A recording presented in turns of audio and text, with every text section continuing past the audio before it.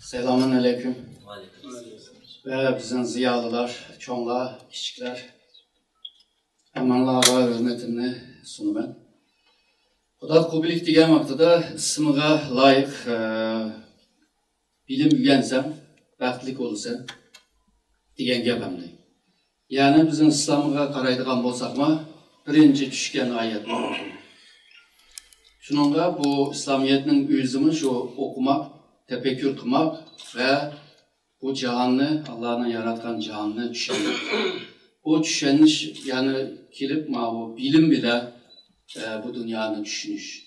Eğer bir bilim bu dünyanın düşünüş için bir ehmiyeti olmasa bu bilim demeyimiz hem de.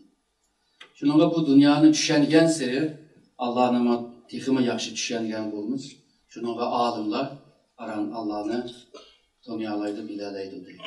Şununla bu kitabın ki mezmunu muşunundan hareket kıldı. O vaxtada biz İslamiyet'e ötüş ceryanıdır. Şununla bu İğil tarafı İslamiyet'tir. Şuna olsa o düşündürüş ideyası, fikri, oylarının ki bir kısmı ama şu bizimki konu, bizimki dini itikadının ki bir kısmını ama düşündürdü bu yerde.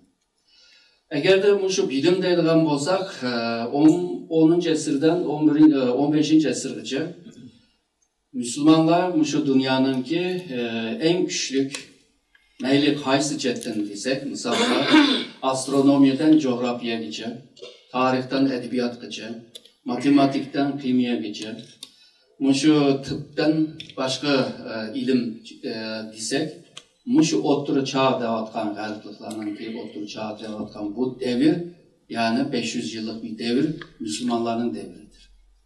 Müslümanlar eğer de şu 11. əsrdən 15. əsrgacha müşna küçük bir bilimle yaratkan olsa bu bizimki dinimizdeki bir mecburiyetidir. Şununla ügenmek ve ügengen bilim üstüde tefekkür kılış ve göz kararlarına ideyeni oturup koyuşma bir sevaptır. Şununla bu her Müslüman olanlar için bilim ügenmek, onu terakki kıldırış ve Allah'ın yaratkan bu dünyanı tekimi yaxşı düşünüp ve tekimi bir yaşamını, tekimi olmuşluk kılış için lazım olurdu. İslamiyet'ini bilirler, şu Bağdat şehri 750'likte silindi. Onundan kim şu Bağdat şehriga dünyanın nerede bolsa olsun, qaysı ırktan olsun, qaysı tilde, qaysı dilde olsun, bilim adam bolgan bolsa şu Bağdat'a çağırılgan. Bağdat'ta medrese içilgan ve kütüphane içilgan. Bilimge sahip olan adamlar hemisi bir şey kilip, ilim ağanlar ilim alıdı ve okuganlar yetişkenler bir yerde talaş tartış kılıdı, müzakere kılıdı, muhakeme kılıdı. Ve bu adet bütün İslam dünyasıma yayılgan. Misalga Orta Asya'da kurulgan Samani oğulları degen bu devlet, bugün Özbekistan ve Afganistan'dan işçi ağam bir güçlü bir devlet. Yani 819'dan 999'daca devam kılan bir devlet. Misalga bu devletin ki kurgucular okatçılar, ticaretçi. Ama şu baylığı bile, güçlü bile halifeden Hicaz'ı ilip bir yerde devlet kurgan. Normalde bizimki mantıkı cehden oylaydigan bolsa, ticaretçiler bunda bir siyasi güçke ilgi bolgan vaxtada nemiş kılıdı? Baylığını tekimi baylığını kıytıp, şu baylığının ki aksıda foğlapmak. Ama pula onda kımıdı. Tapkan pulunu kütüphane saldı, medrese saldı, kitap tercüme kıldı. Çünkü bula Parsçık yapıldıgan, Şarkı Parsçık yapıldıgan bir sülale. Şununla bu Parsçığa tercüme kılındı.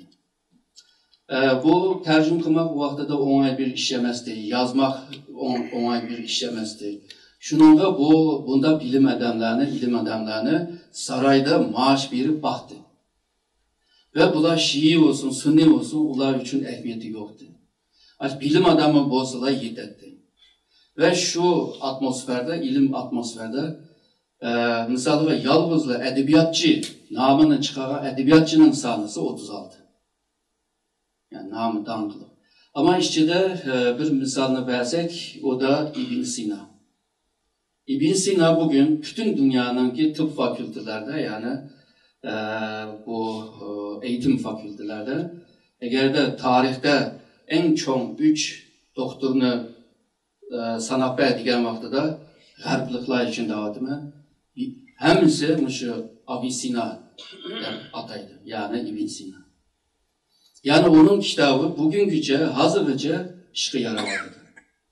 O kitabıma kanun degen kitabı var, tıp kanunu.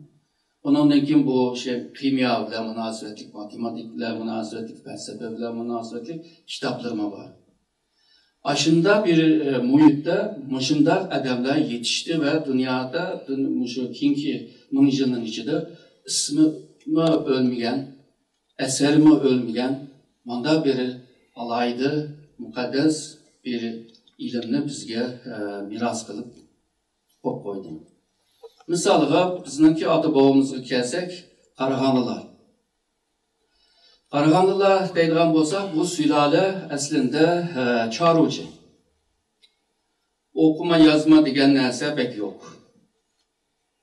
Ama İslamiyetni qabul qilgandan keyin İslamiyetning bu aqidasiga moslashtirib, darhol yine Qashqarda, nimada, Samarqandda, shunday yerlarda medresa qurishga tirishdi. Ve kütüphane kuruşga tirishdi. Shunchalik bir murakkab bir janglar vardı, bir-birisini uradi, bir-birisini hujum qiladi. Ashunda bir sharoitdimi kitobni yig'ish, kitob tarjima qilish ve kütüphane qurib chiqish, medresede yine Bağdat halifene oturgan şehirde bo'lgandek müzakere, münazere degandek talaş tartışmalarını qilgan. Ve aşında bir atmosferde hemimiz bilimiz Yusuf Hacip ve hazır bunu tılga ağan Yusuf Hacip'ni aşı vaxtlarda oturup çıkan. Bula asmandan mındalı düşüp kalgan emas. Şu vaxtdaki tarihninki arka plandaki ebemen degan ilimge ehmiyet berişi bile buluvadıdır. Bugün bizden Uygurların körüvatkan bu qiyin günler, memlekettekiler tatvatkan zulümler da qaraydigan bo'lsak, hazır şu Uygurlarni yoki Şarq Türkistanlarni qutuldirishda ilimninki bir ehmiyeti var. Qanchalik yüksek bir ilimge sahip olsak, milletimizni qo'llab qola olamiz, vatanimizning mevjudiyatini qo'llay olamiz.